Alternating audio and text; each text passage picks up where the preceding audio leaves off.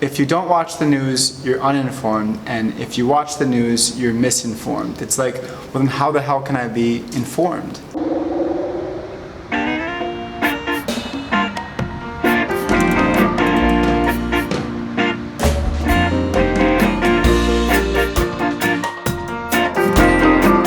Okay, so before I start talking about COVID, let's just do a quick case update and death update. So as of now, we have a confirmed 63,001 cases, recovered 21,748 for a death count of 1,660. That's always kind of confusing because I was looking at a chart, which I'll show you guys right here too. And if you look at the number of deaths per million, it's substantially lower than the US. And I'm not sure if that's a function of testing or if there's a function of maybe us not getting the real number. It's hard to believe the data because on one end, I know in the US, if you're a hospital, you're really incentivized to say that the cause of death was COVID for funding. Of course, naturally that's going to happen. And here in the Philippines, it's like, are we actually able to record all of the cases and all of the deaths? But this chart here that I'm showing you actually has nothing to do with the number of cases. It has nothing to do with the number of tests. It has to do with the number of deaths per million. The truth is probably somewhere in between. Maybe the US is overstated in terms of deaths per million, and the Philippines, it's most likely understated. I don't really know how I can really be informed about this stuff because honestly, like, it's very difficult to know what the data is saying. And I've had the privilege of having a lot of different smart minds in the banking industry kind of talk and review about where we're at with COVID, how bad it is of a situation, because ultimately it has a huge economic impact. And that's what I think. I think the problem of COVID is really twofold. There's the obvious health problem where if you get this thing, there's a chance that you die. Then there's the second one, which is the economic impact. And I don't think that the economic impact is mutually exclusive of the health impact. And the reason why I say that is because it's important for us to understand what is like the economic distribution of wealth in the Philippines to begin with. Well, for one, we know that as of last month, the Department of Labor announced that we have a 17.7% unemployment rate. We know that 80% of Filipinos live paycheck to paycheck. And we know that only about 30% of Filipinos even have a savings account. So if you just put those three things together, it kind of paints this picture of there's probably going to be a lot of economic problem if you just shut down the economy. And like, I understand why you have to do it, right? You have to do it so that you can contain the spread of this disease. But if you're going to shut down economically, it's like, well, how do you take care of the people who are no longer able to work? I mean, how do you take care of these people who, even if they're employed, have run out of money to be able to provide for their family? Most of the countries, what they would do is they would make like a stimulus for the Philippine population, and that's precisely what they've done. I'm going to post a chart here just to show how much each country is giving as a percentage of GDP. So I think that's important to understand too. This is a very basic economic thing that everyone should know. What the hell is GDP? GDP stands for Gross Domestic Product, or to be more specific, think of it as your consumption plus your investment plus your government spending plus your net exports, or exports minus imports, in a given year.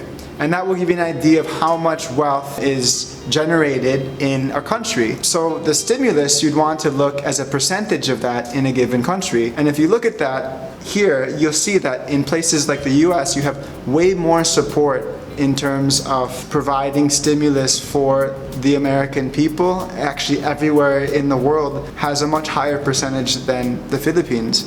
And that is very, very concerning to me because we have a small GDP to begin with. So you would think we would be able to take care of everyone, but really we don't seem to be doing that. We have one of the lowest stimulus packages in all of the world. At the same time, it's like, even if we were to do it, right? Even if we were to just take loans, print the money, whatever it takes to be able to give out and take care of Filipino people, the distribution of those funds is likely to be very inefficient. And I don't want to use the word corrupt because I don't want to be killed or anything like that. And I don't want to be political about it, but I think it would be irresponsible for me not to mention it, because certainly if you were just to increase the spend, it doesn't necessarily mean it's going to go to the people that need it. So therein lies the problem.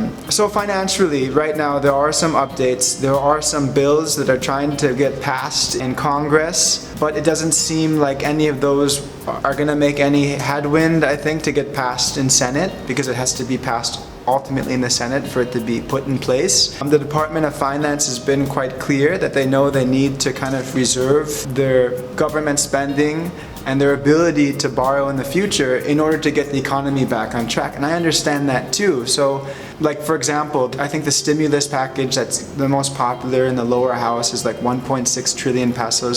It would double our deficit. So likely, unless we are really going to go into debt, I don't know that that's really going to pass. I don't see how the government can generate revenue when you have such strict lockdown in the economy. So that's really concerning to me too. I think the things to watch out for are really what is going to be the economic downturn for, Q2 and Q3. When are we going to actually recover from it? And that is basically it. It's really sad for me, because I'm someone who always wants to think that like I have the right opinion and the right answers for how you would solve a problem like this. But honestly, like economically, from a health standpoint, it's very hard to do. It's very hard to give a solution. And the only thing I can really say is that those of you who have means, those of you who have money, please take care of those who are less privileged than you. And I'm not going to go into or link any organizations where I think you should give your money. It's as easy as just giving food to people who need it. I wouldn't even say prioritize PPE at this point, because that's not the biggest source of death. The economic impact is really hitting like 90% of Filipinos. So I wouldn't even focus on like PPE. I'd really focus on giving food, providing food for our Filipino people. It's just a really quick thing to conclude with, and I think that this is natural. I'm not saying it's wrong, but from a socioeconomic standpoint, it's always important for us to understand something that's very simple that I've always understood. It's a very macroeconomic picture of how the world works and where money is. But just know this, that in the world, the top 1% of people have 50% of the world wealth. The bottom 70% of people, 7 out of 10 people, fight for 3% of the world wealth. So there's something that we can do. We can't sit and just wait for the government to do it. We really have to do something ourselves. And I wanted to make another video about the importance of like tithing, but this is a great way to allocate funds towards helping people. And one last thing, when you do give, and I hope that you do, you don't need to let people know about it. In fact, one of the things that I've read in the Bible recently was you give with your right hand without your left hand knowing, and that way God will reward you too. It's the only place in the Bible where God actually challenges you to test Him, and I'm not about the prosperity gospel either. I'm just saying, make sure that your giving comes from a place of heart, because I really believe that when you give and your heart is in the right place, more will be done for those funds, more can be done to help people, and more will be done for your heart personally. Okay, you guys, that's my just simple video and thoughts on COVID. I'm just trying to do the best I can to understand it based on the information that's being given to me. Thank you, guys.